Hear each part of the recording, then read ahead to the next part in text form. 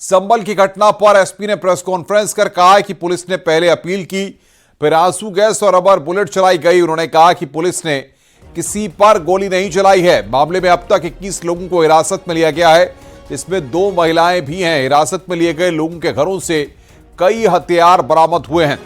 घटना में मारे गए तीनों लोगों का पोस्टमार्टम कराया जा रहा है और 24 घंटे के लिए इंटरनेट सेवा को बंद कर दिया गया है। बड़ी खबर यहां पर हम बता रहे हैं आपको, हिरासत में लिए गए लोगों के घर हथियार मिले हैं। 2 महिलाएं भी हिरासत में ली गई हैं। बड़ी खबर इस वक्त बता रहे हैं आपको, दोनों महिलाओं ने छत से पत्थर फेंका। शवों का पोस्टमार्टम कराया जा रहा है। 24 घंटे के लिए इलाके में इंटरनेट सेवा को बंद किया गया है। बड़ी खबर इस वक्त की, अब तक 21 लोगों को हिरासत में लिया गया है। 2 महिलाओं पर भी पत्थर फेंकने का आरोप लगा है। बड़ी खबर इस वक्त हम आपको बता रहे हैं।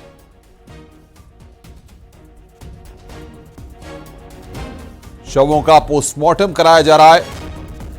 यह बड़ी खबर इस वक्त आ रहे हैं। 24 घंटे के लिए इंटरनेट को बंद किया गया है। अब तक 21 लोगों को हिरासत में लिया गया है। नाइट किसी की प्लानिंग हो और उस प्लानिंग के तहत अगर कोई व्यक्ति सडनली गलियों में से जब एक ही समाज के कम्युनिटी के लोग हैं, उनको कोई एक सीक्रेट मैसेज या कम्युनिटी के लिए अगर वो पहुंच जाता है, वो सब लोग आ जाते हैं, तो that is not an intelligence failure, that is not a security failure, that is eventuality जिसके साथ डील करना पड़ता है और उसके साथ उसी तरीके से डील किया गया। पुलिस द्वारा वहाँ पे टीयर स्मोक म्यूनिशन फायर किया गया। पुलिस द्वारा पहले बताया भी गया कि ये नाजायज़ मजमा है, मेरे स्वयं द्वारा बताया गया 3 बार कि आपका नजमा नाजायज़ है, आप लोग यहाँ से चले जाएं। उसके बाद टीयर स्मोक भी फायर किए गए और पैलेट गन्स भी हैं, वो भी फायर की गई हैं। आप कई जगह वीडियो के अंदर वायरल भी हो रहा है कि पुलिस द्वारा फायरिंग की गई, पुलिस द्वारा वो पैलेट गन का प्रयोग किया गया। पुलिस द्वारा किसी भी लीथल वेपन जिससे कि किसी व्यक्ति की जान जा सके, पुलिस द्वारा ऐसा कोई भी वेपन है वो फायर नहीं किया। अभी तक 21 लोगों को हिरासत में लिया है। उन लोगों के पास से कई प्रकार के वेपन्स हैं, वो भी रिकवर हुए हैं। और मौके पे और उससे भी ज़्यादा इंटरेस्टिंग चीज़ है कि जिस जगह पे जो जहाँ पे फायरिंग चल रही थी, इन आपस में लोगों के बीच में पता चला और पुलिस ने बाद में उन लोगों को चैलेंज करके वहाँ से दौड़ाया भी है। तो वहाँ पे भी कई प्रकार के 32 बोर के 315 बोर के और नॉर्मल 15 बोर के इस तरीके के तमाम जो है खोखे हैं वो पुलिस को बरामद हुए हैं और उसी के आधार पे है वो कार्रवाई है वो आगे की उनके पास से भी हथियार बरामद हुआ है जिनको आपने डिटेन किया है? जिन लोगों को डिटेन किया है उनके घरों से भी हथियार है वो बरामद हुआ। जो पत्थरबाज हैं, उन पत्थरबाजों से लड़ रहे थे, उनसे पूछताछ है वो थाना पुलिस कर रही है। राइट टाइम पे उस चीज को रिवील किया जाएगा। इंटरनेट बंद करवाने के लिए 24 घंटे के लिए रिक्वेस्ट किया गया है। उम्मीद करता हूं कि शासन द्वारा इसकी स्वीकृति जल्दी दी जाएगी। 2 महिलाएं डिटेन हुई, अब तो महिलाएं 2 ही डिटेन हुई। जी जी। और संभल बवाल पर मुरादाबाद मंडलायुक्त का बयान सामने आया। संभल में कर्फ्यू की कोई जरूरत नहीं है, पत्थरबाजों पर कड़ी कार्रवाई करेंगे। 4 पुलिस अधिकारी, 1 एसडीएम, 20 जवान घायल हुए हैं। उपद्रवियों के 3 ग्रुपों की ओर से फायरिंग की गई। 3 लोगों की गोली लगने से मौत हुई है। मंडलायुक्त ने इस बात को कहा है, आगे स्थिति नियंत्रण में ही रहे, कोई दिक्कत न हो, इसके लिए अभी हम सभी ने रणनीति बनाई है। फोर्स पूरी तरह बाहर से भी बुला ली गई है, सभी जगह फोर्स मौजूद है और हम किसी भी तरीके की घटना इस तरीके की अगर कोई करता है या उकसावे की जो कार्रवाई कर रहा है उसकी भी पहचान कर रहे हैं और उसको भी हम जल्दी ही कानून के दायरे में। पूरे शहर को इन लोगों ने आग में झोंक दिया, झोंकने की कोशिश की। हमारे सारे जो जवान हैं अपनी जान की परवाह किए बिना उसको झेल रहे हैं, देख रहे हैं। अगर ऐसा ही होता कि पुलिस को गोली मारनी होती तो बहुत सारी वजहें थी कि 2-2, 3-3 जगह पे हुआ और जिस तरीके की चीजें थी, अगर गोली चलाने का रहता तो गोली चलाते। ये सब बेवजह की बातें लोग करेंगे, पर इसकी वजह से उन सबके गुनाह नहीं छुप जाएंगे। जैसी कार्रवाई होगी वैसी कार्रवाई करेंगे और इसमें पूरी जांच के बाद करेंगे। मैं न पहले से किसी को दोषी बना रहा हूँ, न पहले से किसी को कह रहा हूँ कि वो निर्दोष है, न मैं ये कह रहा हूँ कि किसी की चीज से इनकार कर रहा हूँ। जैसे साक्ष्य होंगे, साक्ष्यों के अनुरूप आएंगे, हम उस पर कार्रवाई करेंगे। और सीधे रुख करते हैं संभल का। ग्राउंड जीरो पर हमारे सहयोगी राजीव सिंह लगातार बने हुए हैं। और राजीव, क्या स्थिति है? 24 घंटे के लिए इंटरनेट सेवाओं को भी बंद किया गया है, साथ ही साथ पुलिस की डिप्लॉयमेंट भी बड़ी संख्या में बढ़ाई गई है। क्या अपडेट्स ग्राउंड जीरो से? देखिए, संभल में जो फिलहाल स्थिति है वो पूरी तरह से नियंत्रित है। अब से कुछ देर पहले बरेली जोन के एडीजी रमेश शर्मा भी संभल पहुंच चुके हैं और यहाँ पर तमाम अधिकारी मौजूद है। सर लाइव है, क्या अपडेट है? मीटिंग करना, अभी मीटिंग करेगा। तो आप अब देख रहे हैं कि ये डीआईजी मुरादाबाद थे मुनिराज, जो ये कह रहे हैं कि अभी मीटिंग चल रही है और किस तरह से आगे की कार्रवाई की जाएगी। अब सबसे बड़ी पुलिस के सामने चुनौती है कि जिन 3 लोगों की मौत हुई है उनका जल्द से जल्द पोस्टमार्टम कराया जाए और कोशिश ये की जा रही है कि रात में ही उनका अंतिम संस्कार भी कराया जाए। इनमें से एक का पोस्टमार्टम जो है वो मुरादाबाद में चल रहा है और 2 का पोस्टमार्टम यहाँ संभल में चल रहा है। उम्मीद जताई जा रही है अगले से 2 से 3 घंटे के अंदर जो सभी मृतक हैं उनके परिजनों से बात कर ली गई है, उनका अंतिम संस्कार कराया जाएगा। दूसरी ओर जिन लोगों ने इस घटना को अंजाम दिया है, जिन्होंने पुलिस पर पथराव किया है, फायर किया है, उनके खिलाफ भी कड़ी कार्रवाई के लिए पुलिस की कई टीमें गठित की गई हैं, जो लगातार इन उपद्रवियों को गिरफ्तार करने के लिए, पकड़ने के लिए दबिश देते हुए नजर आ रही हैं। फिलहाल इस वक्त एक हाई कमेटी बैठक जो है, हाई लेवल बैठक जो है वो इस समय चल रही है। एडीजी बरेली जोन रमित शर्मा भी मौके पर पहुंच चुके हैं। कमिश्नर मुरादाबाद अंजनी कुमार सिंह, डीआईजी मुनिराज और डीएमएसपी के साथ ये बैठक की जा रही है ताकि कल सुबह से जो स्थिति है उसको और सामान्य किया जाए, लोगों को ये भरोसा दिलाया जा सके कि आप पूरी तरह से सुरक्षित हैं। पुलिस चप्पे चप्पे पर तैनात की गई है। जो डीजी रिजर्व फोर्स होती है उसकी भी 4 कंपनियां संभल भेजी गई हैं। अलीगढ़ से एक कंपनी आरआरएफ संभल पहुंच चुकी है। पीएससी की कई कंपनियां यहां पर पहुंच चुकी हैं। तो अब पर्याप्त संख्या में यहां पर सुरक्षा बल का डिप्लॉयमेंट कर दिया गया है। हर गली मोहल्ले पर एक सिपाही की तैनाती की गई है। इस दौरान जो सबसे बड़ी बात है, अब तक जो पीएम रिपोर्ट की जो प्रारंभिक खबर आ रही है, ये बताया जा रहा है कि 2 की मौत तो गोली लगने से हुई है, लेकिन 1 की मौत गोली नहीं लगी है क्योंकि शरीर में कोई बिल्कुल राजीव, हम ग्राउंड जीरो पर आप नजर बना के रखिए, आगे भी हम आपसे अपडेट लेंगे। इधर संभल में पथराव को लेकर बीजेपी के प्रदेश अध्यक्ष ने समाजवादी पार्टी पर निशाना साधा और कहा है कि समाजवादी पार्टी ने संविधान को ठेंगा दिखाया है। एसपी नेताओं ने लोगों को बहकाया है। शागिर्द और समर्थक जिस प्रकार से संवैधानिक शक्तियों पर ईंटों का प्रहार कर रहे हैं, वो हम सब लोग जानते हैं। संभल की घटना से ये स्पष्ट है कि संवैधानिक संस्थाओं को सिर्फ इन्हें अपने फायदे के लिए इस्तेमाल करना आता है। इन लोगों ने हमेशा संविधान को ठेंगा दिखाने का काम और संविधान का सबसे ज्यादा चीर करने का काम इन्हीं पार्टी के लोगों ने किया है। एक्शन के विचारों की एक प्रकार से उसी तरह है। संभल में आज जिस प्रकार से बवाल हुआ, उसके पीछे समाजवादी पार्टी और श्री अखिलेश यादव जी की विभाजनकारी सोच कहीं ना कहीं हावी दिखती है। बेचैनी, बदहवासी और हताशा और निराशा है समाजवादी पार्टी आज की उनकी हरकतों से जिस समझा जा सकता है। जनता को बहकाने और भटकाने का एक नया सिलसिला छोड़ने का काम किया है। संभल में पथराव पर डिप्टी सीएम केशव प्रसाद मौर्य ने कहा कि जो भी कानूनी कार्रवाई में बाधा डालेगा उस पर कार्रवाई होगी। एएसआई सर्वे करने गई टीम पर वहां पे पथराव हो रहा है सर, पुलिस पे पथराव किया देखिए, जा रहा माननीय है। न्यायालय के आदेश का पालन कराना ये सरकार की जिम्मेदारी है, पुलिस प्रशासन की जिम्मेदारी, उसे कराया जाएगा। जो माननीय न्यायालय के आदेश के अनुपालन में बाधा डालेंगे उनके खिलाफ कानून अपना काम करेगा। संभल में बवाल पर पूर्व कांग्रेस नेता आचार्य प्रमोद कृष्णम ने कहा कि कोर्ट के फैसले का सम्मान करना चाहिए, इंतजार करें, शांति बनाए रखें। वहीं बवाल के लिए समाजवादी पार्टी के कुछ नेताओं को जिम्मेदार बताया गया है। कहा गया है कि सपा के कुछ नेता दंगाइयों को उकसा रहे हैं। कोर्ट के फैसले का सम्मान करना चाहिए और इंतजार करना चाहिए, शांति बनाए रखना चाहिए, ये हम सबका कर्तव्य है। लेकिन संभल में जो दंगा होने के आसार नजर आ रहे हैं, उनके पीछे समाजवादी पार्टी के कुछ नेता हैं। समाजवादी पार्टी के कुछ नेता दंगाइयों के साथ खड़े हैं, वो दंगाइयों को उकसाने का काम कर रहे हैं। मैं योगी आदित्यनाथ जी से और उत्तर प्रदेश के डीजीपी से ये मांग करता हूं कि ये जो साजिश करने वाले लोग हैं, इनके खिलाफ सख्त से सख्त कार्रवाई की जाए और जनता से शांति बनाए रखने की प्रार्थना करता हूं। कोर्ट का फैसला जो भी होगा उसका सम्मान करना चाहिए। भारत एक लोकतांत्रिक देश है, इसमें स्वतंत्र न्यायपालिका है और हमारा सबका कर्तव्य बनता है कि कोर्ट के आदेश का पालन करें। बीएसपी अध्यक्ष मायावती ने संभल की घटना को लेकर सरकार पर सवाल खड़े किए। उन्होंने कहा कि तनाव के चलते बाद में सर्वे कराया जाना चाहिए था। ऐसे में शासन व प्रशासन को संभल में मस्जिद व मंदिर विवाद को लेकर सर्वे कराने का कार्य आगे बढ़ाना चाहिए था, जो तो ये ज़्यादा बेहतर होता। लेकिन ऐसा ना करके जो आज वहाँ सर्वे के दौरान जो कुछ भी बवाल हुआ है, हिंसा हुई है, तो उसके लिए यूपी का शासन व प्रशासन पूरी तरह से जिम्मेवार है। ये अति निंदनीय है। ये जो भी कुछ उधर हो रहा है ये अति निंदनीय है, जबकि ये काम दोनों पक्षों को साथ में लेकर शांतिमय ढंग से किया जाना चाहिए था, जो नहीं किया जा रहा है।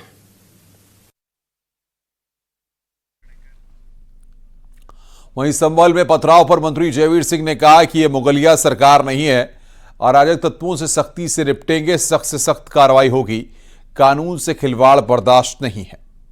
देखिए, साफ सुथरी बात है कि माननीय न्यायालय का सम्मान, संवैधानिक व्यवस्थाओं का सम्मान, लोकतंत्र में स्थापित मूल्यों का सम्मान सभी पक्षों को करने के लिए बाध्यता है और करना पड़ेगा। कोई कानून अपने हाथ में लेगा किसी भी कीमत पर, ये हमारे योगी आदित्यनाथ जी की सरकार है, किसी कीमत पर बर्दाश्त नहीं किया जाएगा। अगर कोर्ट का आदेश है उसका अनुपालन में जबरन गुंडई से अड़ंगेबाजी करने का, पत्थरबाजी करने का काम किया जाएगा तो ये कतई असहनीय है। ये कोई मुगलिया सरकार नहीं है, ये कोई। समाजवादी पार्टी के प्रवक्ता ने कहा कि चुनाव के बाद बीजेपी ने खेल शुरू कर दिया है। खेल हमारे मुल्क के लिए सही नहीं, बीजेपी सही नहीं कर रही है।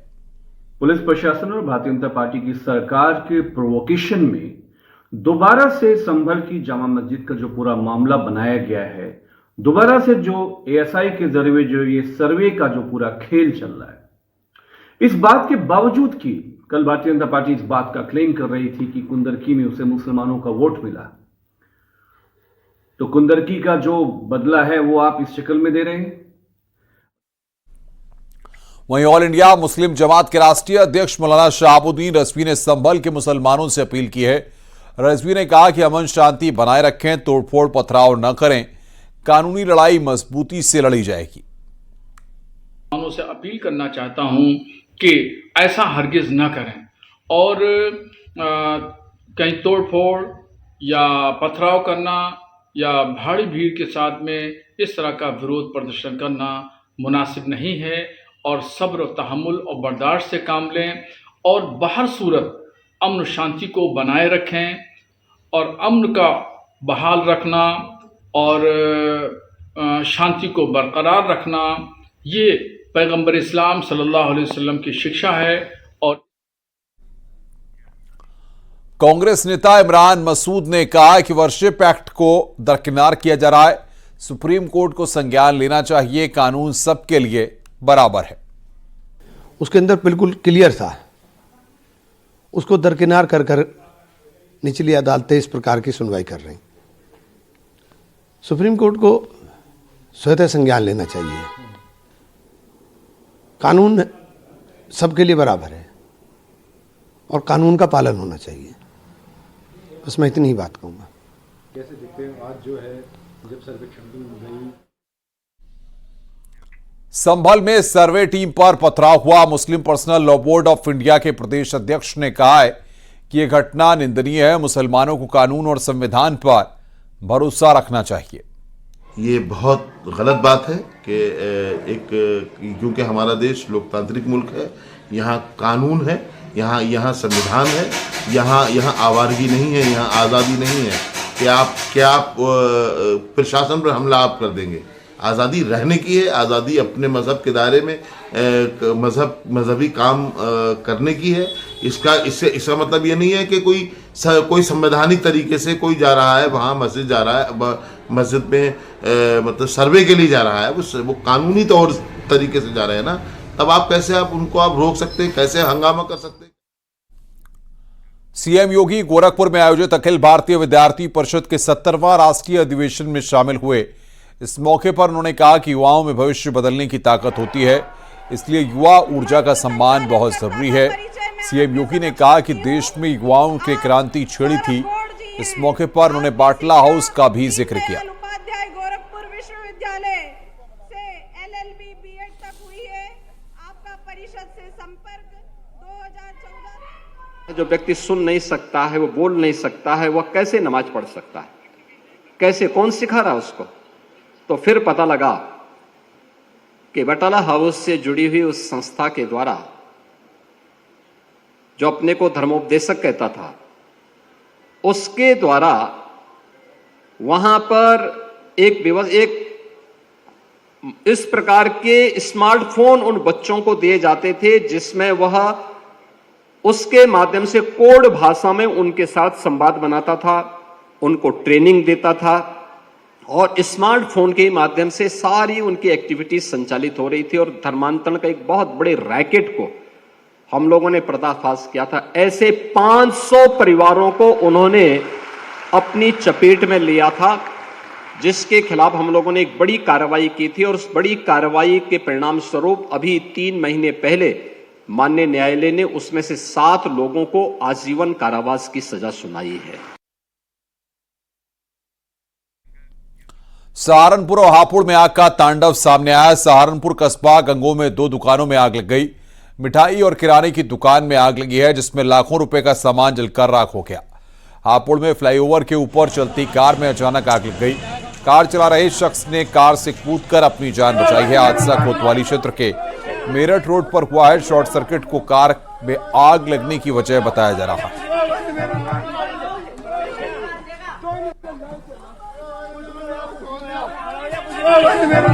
बरेली के फरीदपुर इलाके में कार निर्माणाधीन पुल से नीचे गिर गई, जिससे कार सवार 3 लोगों की मौत हो गई।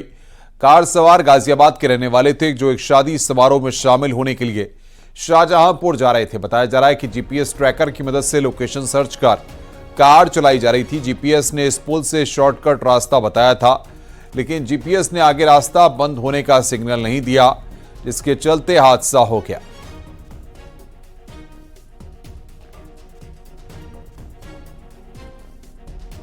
कार जो कि टैक्सी प्रतीत होती है, वह एक निर्माणाधीन पुल जिसका अप्रोच रोड दातागंज बदायूं की तरफ से था, उस पर चढ़ गई थी। और ऐसा प्रतीत हो रहा है कि अचानक पुल ख़त्म होने से वह बीच नदी में गिर गई। वहां मौके से 3 लोगों के शव निकाले गए, जिनकी मौके पर ही मृत्यु हो जाना प्रतीत हो रहा है। इनके परिजनों को सूचना दे दी गई है और एक अन्य की पहचान के प्रयास किए जा रहे हैं। थाना पुलिस द्वारा शव को कब्जे में लेकर पंचायतनामा की कार्रवाई की गई है एवं पोस्टमार्टम हेतु भिजवाया जा रहा है। बागपत पुलिस का लूट के आरोपियों से एनकाउंटर हुआ है। 2 बदमाश गोली लगने से घायल हुए हैं। पुलिस ने 4 बदमाशों को गिरफ्तार किया। एनकाउंटर शहर कोतवाली पुलिस और सर्विलांस टीम के साथ हुआ है। पुलिस ने आरोपियों से 91,000 रुपए कैश बरामद किया है। पुलिस की गिरफ्त में आए बदमाशों पर 19 नवंबर को फैक्ट्री मालिक से 2 रुपए कैश, जिस तरीके से पैसों को लूटने का और कार को लूटने का आरोप है, जिसका सीसीटीवी फुटेज भी सामने आया था। गाड़ी पहले कहीं रख दिए थे। अच्छा जी, गाड़ी छुपा के खड़ी कर दी।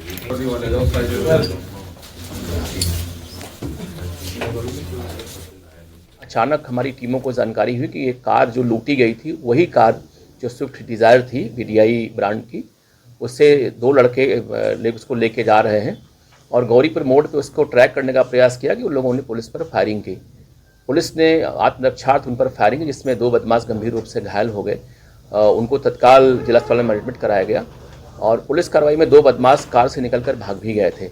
उनसे इंट्रोगेशन करने पर जानकारी हुई कि यह पूरा गैंग बागपत कस्बे का ही है और इन लोगों ने प्लानिंग के तहत आके वो जो फैक्ट्री मालिक है उनसे लूट की घटना कारित किए थे और इन सब ने घटना कारित करना स्वीकार भी किया है। 2 लाख की लूट और 91,000 रुपए बरामद किए गए। आगे बढ़ते हैं। हापुड़ पुलिस ने लाल रंग के ट्रॉली बैग में 16 नवंबर को मिले महिला के शव के मामले का खुलासा किया है। पुलिस ने महिला के पति और उसके पिता को गिरफ्तार किया। शव की शिनाख्त गुरुग्राम की रहने वाली राखी के रूप में हुई है। झगड़े के बाद आरोपी पति अंशुल ने 14 नवंबर को राखी की गला दबाकर हत्या की। उसने पिता और अपने जीजा को पूरी घटना बताई। तीनों ने लाश को ठिकाने लगाने का प्लान तैयार किया। 15 नवंबर को ट्रॉली बैग खरीदकर उसमें लाश रखी। बाइक और कार की मदद से 15 नवंबर की रात लाश को हापुड़ में हाईवे किनारे फेंका गया था। पुलिस ने आरोपी पति और उसके पिता को गिरफ्तार कर लिया है। पुलिस को आरोपी जीजा की तलाश है। उस गाड़ी को शिनाख्त किया जिस गाड़ी में सूटकेस ला करके यहाँ पे फेंका गया था, और उस गाड़ी की ट्रेस करते हुए हम लोगों ने गुड़गांव तक हम लोग पहुँचे और घटना का अनावरण हुआ है, जिसमें पता चला है कि जो महिला थी उसका पति नागेंद्र अंशुल था, उसने उसकी गला दबा करके सांस रोक करके उसकी हत्या की थी। और उसकी हत्या में उसके बाद उसने अपने पिता रमेश चौरसिया और उसका जो बहनोई है धीरज, उसको बुला करके और उस गाड़ी को बुक करके उस लाश को सूटकेस में रख करके यहाँ पे फेंकवा दिया था। अब हमारे पास इस समय जो है उसका पति नागेंद्र उर्फ अंशुल गिरफ्तार हुआ है, साथ ही साथ उसके बाप रमेश चौरसिया भी गिरफ्तार हुए हैं। लखनऊ पुलिस ने कार चोरों के हाईटेक गिरोह का खुलासा किया। पुलिस ने गिरोह के सरगना समेत 5 आरोपियों को गिरफ्तार किया है। आरोपियों से 4 लग्जरी कारें, रीप्रोग्रामिंग मशीन, जैमर, इलेक्ट्रॉनिक चाबी और डमी चाबी बरामद हुई है। खास बात यह कि आरोपियों ने कार चोरी के लिए दुबई से रीप्रोग्रामिंग मशीन ऑनलाइन मंगाई थी, जिसके जरिए गिरोह चोरी की घटनाओं को अंजाम देता था। गिरोह के सरगना आदित्य पर 19 मुकदमे दर्ज हैं। गोमतीनगर थाना पुलिस गिरोह के दूसरे सदस्यों की तलाश में जुटी है। इन लोगों से जब पूछताछ करी गई तो इनके द्वारा बताया गया कि ये एक हाईटेक किस्म के अंतर जनपदीय चोर हैं और ये अलग अलग उत्तर प्रदेश के जनपदों से वाहन चोरी करने की घटना कारित करते थे और उन वाहनों को या तो नेपाल में बेच देते थे या बिहार में बेच देते थे, जहां से इन्हें आगे बढ़ा दिया जाता था। जब इनसे और पूछताछ करी गई तो इनके द्वारा बताया गया कि एक mk3.com नाम की वेबसाइट है जिससे ये इलेक्ट्रॉनिक का सामान खरीदते हैं, जिसमें कुछ टैबलेट्स होते हैं, कुछ डमी कीज होती हैं, जिसके अंदर एक ब्लैंक कोड पड़ा रहता है जिसमें आप अपना नया कोड डाल सकते हैं। इनके द्वारा बताया गया कि इनके द्वारा एक कोइंसाइडर नाम का एक प्रोग्रामिंग डिवाइस यूज किया जाता है। बस्ती में एक लड़की को नशा देकर रेप का मामला सामने आया है। आरोप उसी कंपनी ने काम करने वाले लड़के पर है। आरोपी ने पानी में नशीला पदार्थ देकर बेहोश कर होटल में रेप किया और पर्स में रखे 25,000 रुपए निकाल लिए। इतना ही नहीं, बेहोशी की हालत में अश्लील वीडियो बनाया और बाद में ब्लैकमेल कर शारीरिक शोषण करता रहा। बाद में वीडियो सोशल मीडिया पर वायरल कर दिया गया।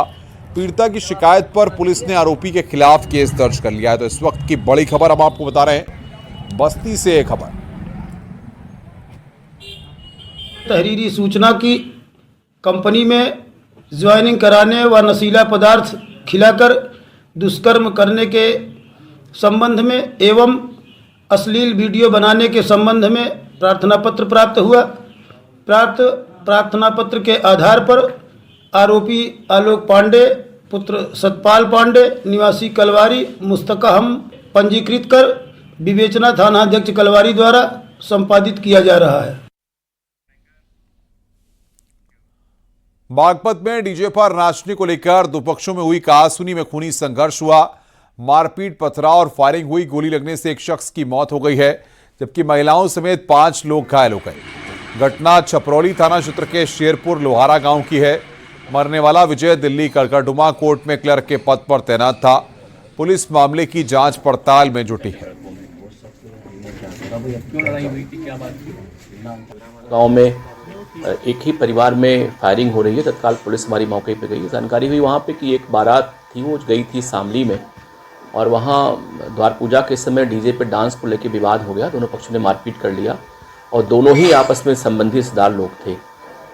दोनों को घर भेज दिया गया। दोनों आके गांव पर पुनः मारपीट कर लिया रात को 2 बजे के आसपास और ईंटे पत्थर से मारपीट हो रही थी। इसी बीच में एक BSF का जवान था, उसके पास पिस्टल थी, उसने उससे फायरिंग कर दी जिससे एक आदमी की मौत हो गई है।